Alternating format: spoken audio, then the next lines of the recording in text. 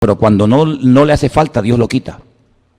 Hay momentos en los que Dios tuvo que necesitar a un Poncio Pilato, porque si no hubiera habido un Poncio Pilato, seguramente muchas profecías nunca se hubieran cumplido. Pero hoy en día a nadie se le ocurriría ponerle a su hijo Poncio Pilato, pero Jesús le han puesto los padres a muchísimos hijos, porque Poncio Pilato ya ni se habla prácticamente de él. Dios es el que controla la historia, el que maneja los políticos, el que maneja la naturaleza, incluso hasta el diablo tiene que pedirle permiso a Dios para cada una de sus actuaciones. Y los políticos que están ahora en la calle, pues algunos pueden ser mejores, otros pueden ser peores. Yo ahí ni entro ni salgo porque yo como cristiano no pierdo mi tiempo en esas cuestiones. Yo sé a lo que Dios me ha llamado y a lo que Dios no me ha llamado. Lo tengo clarísimo. Dios me ha llamado a mí a predicar el Evangelio, a Cristo crucificado y a este resucitado y punto, y todo lo demás. Nuestra obligación es orar, nuestra obligación es respetar, nuestra obligación incluso es someternos a las autoridades siempre y cuando, escuche bien, siempre y cuando no vayan en contra de la palabra. Hasta ahí podíamos llegar. Mientras vayan en una línea que no vaya en contra de la palabra de Dios, de acuerdo, por ahí entramos. Pero en el momento en el que se dicte una ley, en el que nos prohíban, nos impidan en un momento determinado hasta predicar el Evangelio, como ha habido ocasiones, y en este país se ha prohibido predicar el Evangelio, y en este país se han quemado a cristianos, y en este país se ha torturado a cristianos, y se han quemado Biblia, etcétera, etcétera. Nosotros automáticamente, por encima de la autoridad y del sometimiento al hombre, nos sometemos a la autoridad, de la máxima autoridad que es nuestro Dios, y al cual honramos y servimos con nuestra vida. Hay momentos en la Biblia en la que encontramos que hay personas, creyentes, grandes hombres de Dios, que se sometían a la autoridad del momento, pero llegaba un momento en el que decían, amigo, hasta ahí podemos llegar. Tenemos el caso de los discípulos, cuando dice la Biblia que por predicar el Evangelio, por orar por la gente necesitada en las calles de Jerusalén, fueron confrontados por las autoridades de la época y les prohibieron categóricamente predicar el Evangelio. Y Pedro y Juan dijeron, por encima de vosotros nosotros obedecemos a nuestro Dios, porque no vamos a dejar de predicar lo que hemos visto y lo que hemos oído. Y ellos, aunque fueron torturados, aunque fueron puestos en la cárcel, ellos seguían predicando el Evangelio. ¿Por qué? Porque nosotros nos sometemos 100% al Señor y al hombre con condiciones. Al Señor nos sometemos 100%. Todo lo que Él mande, todo lo que Él ordene, aunque no lo entienda, lo tenemos que acatar.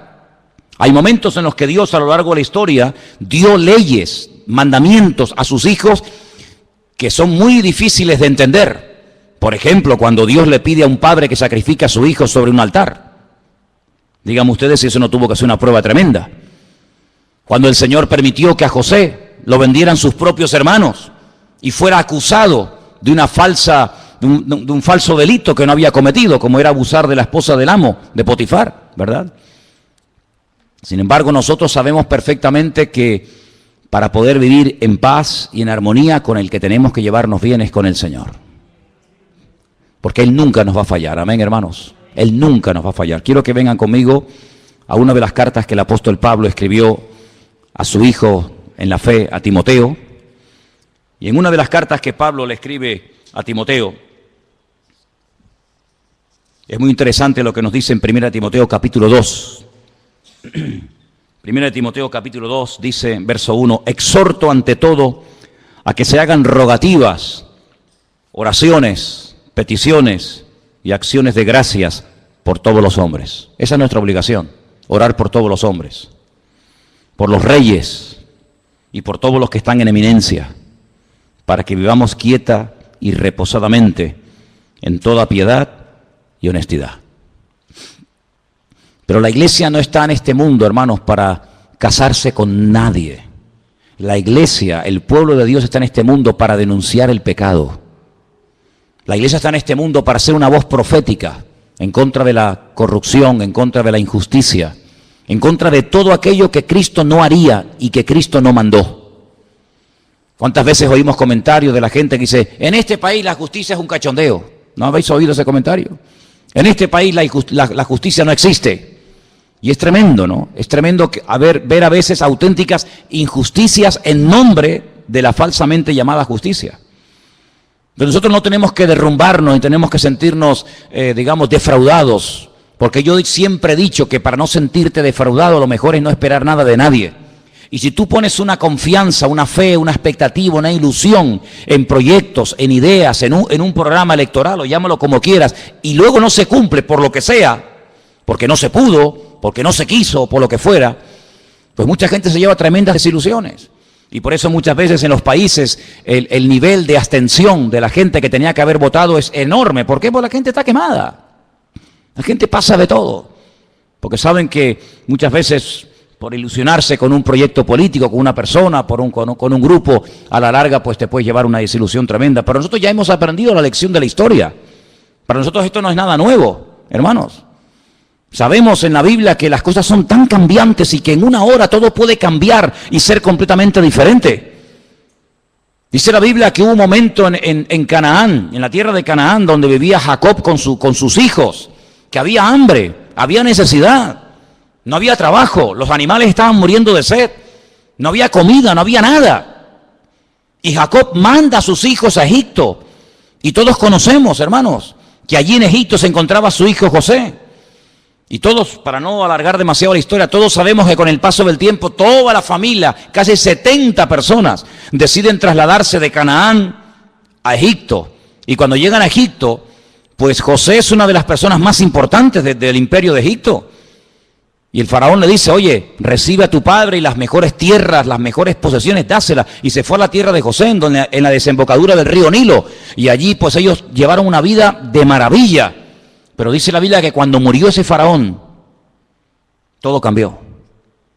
Aquello que empezó tan bonito, aquello que empezó siendo algo tan maravilloso, una puerta abierta de ser pobre gente allí en Canaán que no tiene ni para comer, ni agua tenían, y ahora verse como las personas más importantes de Egipto, pero todo cambió. Dice que se levantó otro faraón que fue completamente diferente al anterior faraón y lo fue convirtiendo paulatinamente, poco a poco, en la mano de obra barata, en auténticos esclavos.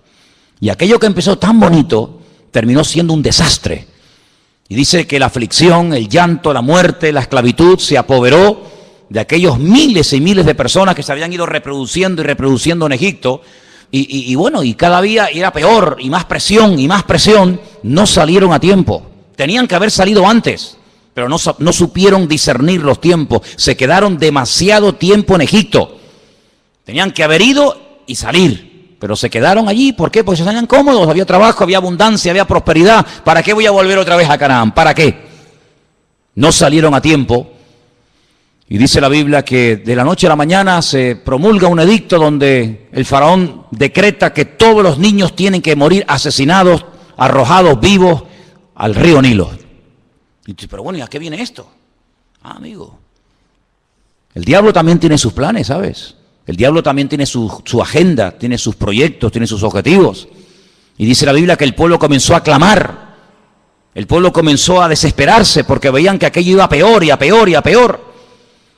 Y todos conocemos, hermanos, que después de 40 años prácticamente de no saber nada de este hombre, de repente el Señor llama a un anciano, porque ya Moisés era un hombre ya muy mayor, y el Señor lo llama, le dice, saca de la esclavitud a mi pueblo. ¿Quién lo diría? ¿Quién lo diría cuando José fue y habló con el faraón, y se presentó ante el faraón, y repartieron aquellas tierras, y se les permitió construir ciudades para que ellos vivieran tranquilos, con sus leyes, con sus costumbres, con sus tradiciones, con sus cánticos, con su típica vida, ¿verdad? ¿Quién les iba a decir que aquello se iba a convertir en una auténtica tragedia y dolor? Pero bueno, así son las cosas. Y tuvieron que aprender que poner la confianza, poner la fe en el hombre es lo peor que una persona puede cometer en esta vida. Hemos aprendido de la historia, hermanos, hemos aprendido los cristianos a base de sangre, a base de martirio, a base de muerte. Maldito el hombre que confía en el hombre. Es interesante notar que cuando el Señor Jesucristo le dice a sus discípulos en el Monte de los Olivos que la ciudad de Jerusalén va a ser sitiada, que el templo va a ser destruido, con una agresividad tan brutal que dice que no quedaría ni piedra sobre piedra, es interesante que la historia dice que muy pocos cristianos murieron en aquellos días, en el año 70 después de Cristo en Jerusalén, porque ellos habían recordado, ellos sabían que el Señor Jesucristo había profetizado la futura destrucción de Jerusalén y del templo. Y dice que murieron miles de judíos, pero muy pocos cristianos. ¿Por qué? Porque recordaban las palabras del Señor y el que tenían que salir de allí y supieron interpretar los tiempos. Y nosotros, si algo necesitamos hoy en día más que nunca, es discernimiento espiritual. Amén. Las cosas no ocurren por casualidad. Saber por qué pasan estas cosas y de dónde salió y por qué está ocurriendo esto. Y hermanos, estamos oyendo en estos días en televisión nombres de los tiempos de la Biblia. Dice la Biblia que el primer poderoso de la tierra, por así decirlo, el primer tipo del anticristo, el primero de todo fue Nimrod. Tremendo. Y en estos días hemos oído hablar de la destrucción de la ciudad de Nimrod, ¿verdad? ¿Qué te parece? Y estamos oyendo hablar otra vez de Nínive. Y estamos oyendo hablar de lugares bíblicos. Pero es que la palabra de Dios nos enseña que esos sitios quedarían totalmente arrasados y que no quedaría piedra sobre piedra y que esas ciudades serían cueva de hurones y de chacales. Y estamos viendo cómo estas personas entran en ciudades emblemáticas con una cultura y con una trayectoria, con una arqueología y etcétera, y vienen y arrasan con todo. Pero eso es casualidad, no. Está escrito en la palabra, hermanos, tenéis que leerlo. Está escrito en la palabra que de esas ciudades no quedaría ni el polvo, ni el recuerdo de esas ciudades. Y estamos viendo cómo se están cumpliendo las palabras del Señor, las profecías, de una forma impresionante. Y tenemos que abrir nuestros ojos, porque la Biblia dice que el Espíritu estaría hablando a la iglesia continua y permanentemente. Y tenemos que oír lo que dice el Espíritu. Tenemos que saber interpretar lo que está ocurriendo. Porque nada, vuelvo a repetir, ocurre por casualidad. Es interesante notar, yo leía en esta semana que cuando le llega la noticia al patriarca Abraham de que dos ciudades muy importantes de la época iban a ser totalmente destruidas y nunca más se volverían a reconstruir, me refiero, como sabéis, a Sodoma y Gomorra, la Biblia nos enseña que Abraham empezó a orar, porque Abraham conocía a Dios. Y Abraham le dice al Señor: Señor, tú vas a destruir en las ciudades al justo y al injusto. Tú no eres así, yo te conozco. Si en esa ciudad hay 50 justos, tú vas a destruir una ciudad habiendo 50 justos en ella. Y el Señor le dice: si yo encuentro 50 justos en la ciudad, no la destruyo. Luego hay como una protección en una ciudad cuando hay un cierto y determinado número de creyentes. El problema es que no había 50. Pero cuando Abraham ve tan determinado al Señor y le dice: bueno, pero es que a lo mejor no hay 50, pero puede haber 45, y va bajando, y a lo mejor hay 40, y a lo mejor hay 35, y a lo mejor hay 30. Pues la conclusión a la que llegó Abraham es que el Señor podía destruir la ciudad, porque en esa ciudad no había una protección, una cobertura que protegiera a la ciudad de la ruina. ¿Y sabéis por qué este país no se ha ido totalmente al garete? Por las oraciones del pueblo de Dios. Porque por eso el Señor dice que somos la sal de la tierra y la luz del mundo. Si no fuera por los creyentes, Venezuela ya no existiría, España ya no existiría, muchas naciones de la tierra donde se han hecho auténticas barbaridades y se siguen haciendo, ya no existirían, serían pasto de las llamas, serían destruidas por un terremoto, ¿sabe Dios por qué? Pero todavía se mantienen en pie por la misericordia del Señor, porque allí están los hijos de Dios, clamando de noche y de día. Y hay momentos en los que Dios confronta a los profetas y le dice: yo no quería destruir Jerusalén, pero es que no encontré a un hombre, dice, no encontré ni a uno que hiciera vallado, no encontré ni a uno orando, y como no encontré a uno, pues la destruí. Hay como una protección, hermanos. Es interesante notar que cuando las tribus de Israel en el desierto reciben la orden de ir a tomar posesión de la tierra de Canaán, la Biblia nos enseña que Moisés mandó, lo explicamos en su momento, no sé si os acordáis, que mandó a 12 exploradores. Yo expliqué que la palabra espías y la palabra exploradores en la Biblia es completamente diferente. Lamentablemente, cuando en nuestras Biblias en castellano se habla de los 12 que fueron a reconocer la tierra, dice los 12 espías, pero no aparece la palabra espías, aparece la palabra exploradores. Y permítame que vuelva un poquito atrás. ¿Cuál es la diferencia? Pues es abismal. El espía entra ocultamente, secretamente, no quiere que lo descubran. La misma palabra dice, es un espía. Es lo que mandó Josué a la ciudad de Jericó. Entren tranquilamente, y mandó 2, no mandó ahí a un montón de gente. ¿A dónde entraron? Pues a un sitio muy concurrido por gente para no levantar sospechas, a una casa de prostitución donde estaba Rahab, y allí ocultamente estuvieron y se escondieron, iban de espía. Los 12 mal llamados espías no eran así, eran exploradores que iban a reconocer la tierra. Una de las cosas que Moisés le dice, vayan y reconozcan la tierra si las ciudades están amuralladas o no. Porque si no están amuralladas, esta gente no nos tiene miedo. Pero si ellos en este tiempo que han oído que salimos de Egipto y vamos a entrar en Canaán, si las ciudades ustedes observan que tienen murallas, es que nos tienen miedo. Y ellos contaron que las ciudades tenían murallas que llegaban al cielo como algo negativo, y era todo lo contrario, era algo muy positivo, porque dice la Biblia que Jericó estaba bien cerrada porque tenían miedo a causa de los hijos de Israel. Entonces ustedes vayan y si ven a toda la gente con las puertas abiertas, las ventanas abiertas, sin murallas, es que no nos tienen miedo, esta gente son terribles. Pero si están dentro de las ciudades y las cierran por la noche, es que nos tienen pánico. Ellos pensaban que era algo negativo. Dice la Biblia que una de las cosas que le dice Moisés, dice, vayan y díganme si en la tierra de Canaán hay árboles. ¿Qué pregunta más tonta? ¿Cómo no va a haber árboles en un país? Es normal que por lo menos haya un árbol, ¿no? Pero es que la palabra árbol en la Biblia es sinónimo de hombres. Por eso empezamos el culto cantando el Salmo 1. Bienaventurado el varón que no anduvo en consejo de malos, ni en silla de escarnecedores se ha sentado, sino que en la ley del Señor medita de día y de noche. Será como árbol plantado junto a corrientes de agua. Porque Moisés sabía perfectamente que si en el país de Canaán había árboles, había personas arraigadas, cimentadas en la palabra, Canaán no podía ser tomada. No podía ser destruida porque el creyente protege el lugar en el que vive. Aunque el vecino no se lo merezca, aunque la autoridad esté corrupta, por el hecho de haber presencia de creyentes, el Señor protege y bendice ese país. Así es. Pero cuando volvieron dijeron, sí, no vimos árboles. No vimos árboles. Entonces podemos atacar y destruir el país. ¿Qué te parece? Así que tu presencia, mi presencia, la presencia de todos y cada uno de nosotros, protege a esta nación. Y lo que esta nación necesita realmente es un arrepentimiento genuino delante del Señor.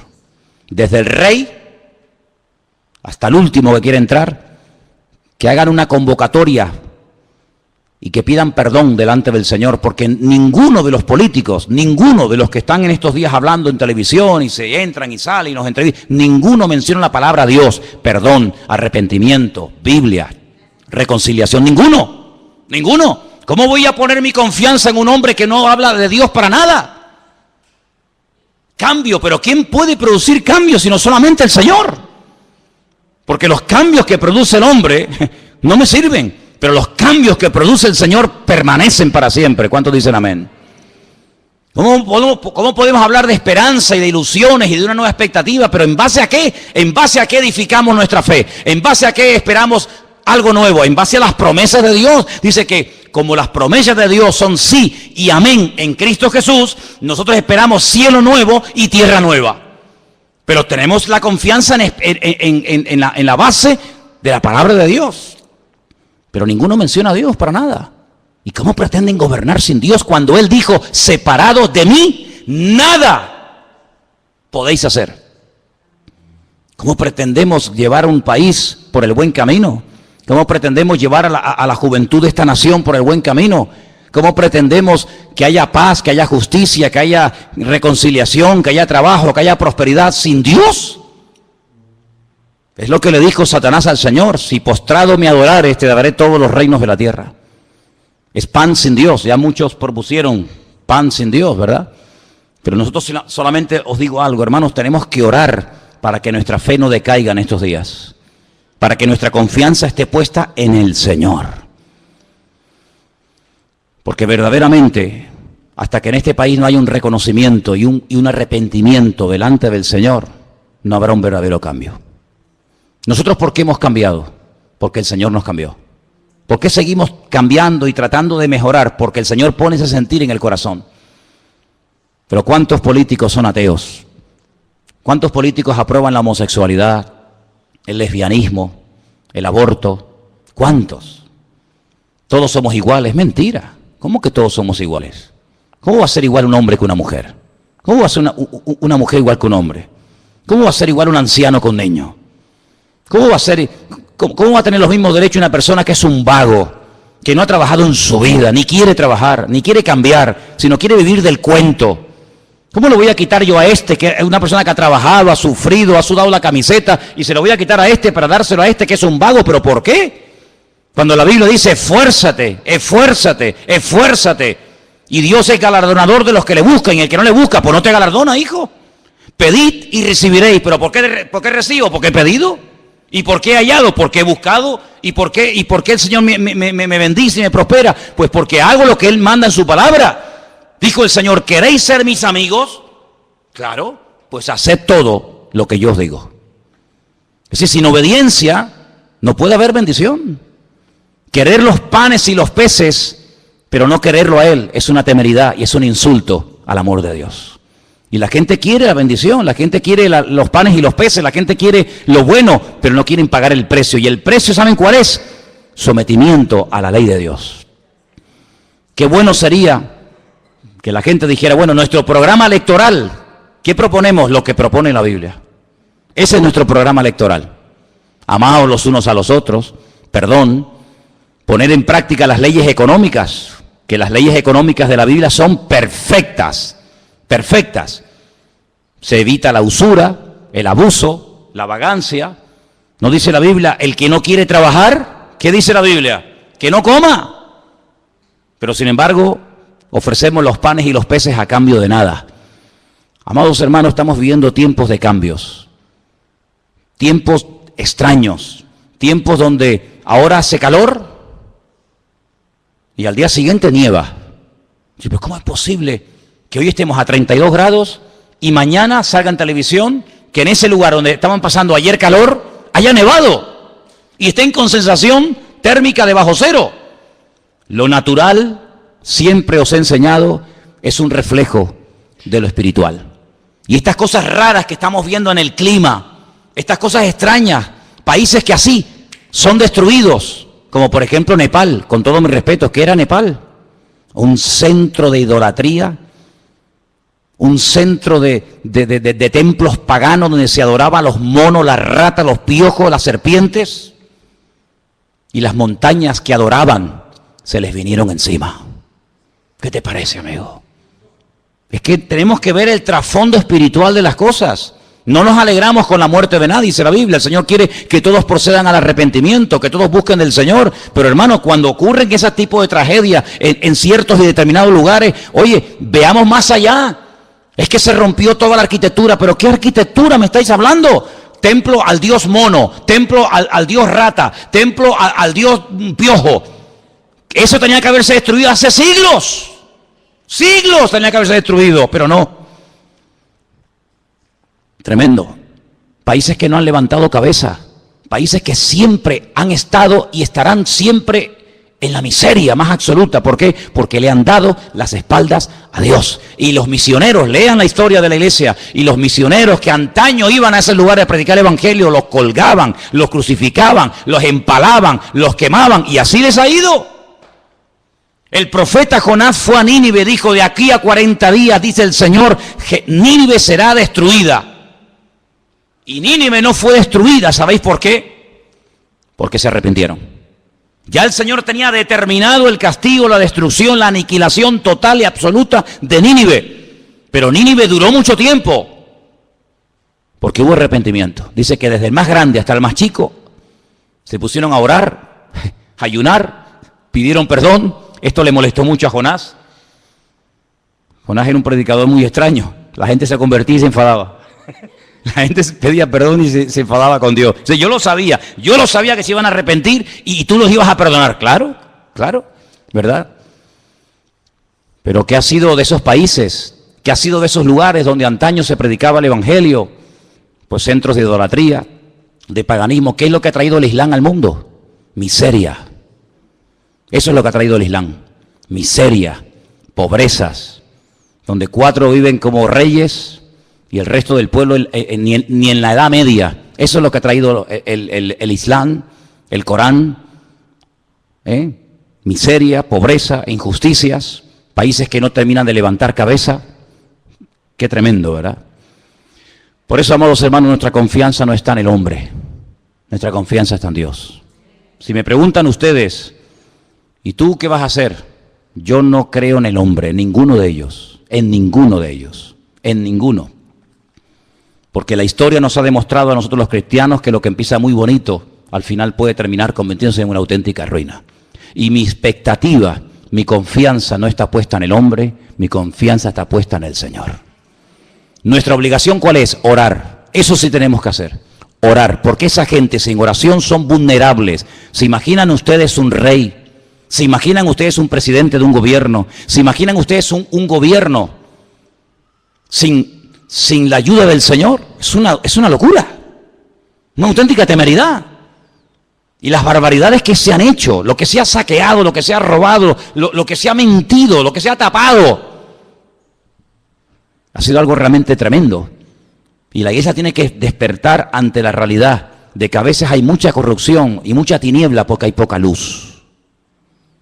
Cuando hay poca luz, parece que hay muchas tinieblas. Pero cuando hay luz, las tinieblas se disipan, por pequeñas que sean. Tenemos que comenzar a tomarnos más en serio nuestra relación con Dios.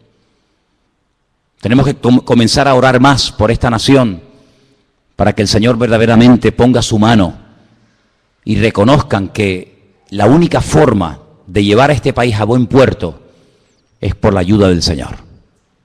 Si no es por la ayuda del Señor, todos nosotros veremos con nuestros propios ojos cómo este país nunca levantará cabeza. Porque España, sinceramente, por la historia, España no merecía ni existir. Pero Dios ha tenido tanta misericordia y compasión de este país, pero porque en este país se ha derramado mucha sangre de hombres y mujeres que dieron su vida por Cristo. Cuando miramos al continente latinoamericano, desde prácticamente el sur de los Estados Unidos hasta la Patagonia, donde hay millones y millones y millones, docenas de países que hablan nuestro propio idioma, ¿verdad? Y la Biblia que utilizan es igual que la nuestra, pero ¿quién la tradujo? ¿Quién tradujo esa Biblia? Un hombre que se jugó la vida y un hombre que murió como un mártir por escribir la Biblia al idioma castellano.